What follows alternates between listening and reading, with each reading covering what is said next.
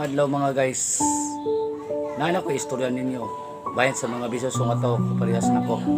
Pero kini mga bisyo kitawag ni siya kanang ug sumitiran tao nga bulak-bulak sa kinabuhi. Kabalo ba mo na ang usa ka bisyo nga dali makamatay sa katawo o sa katawo?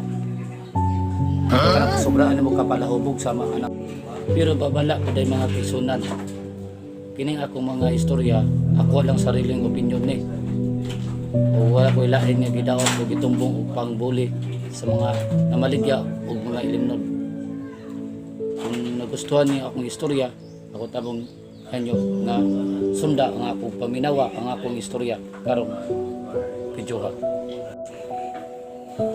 Mauna nagamatyan sa buwang o nakadautan o nawala kinabuhi sa pagbisyo sa kong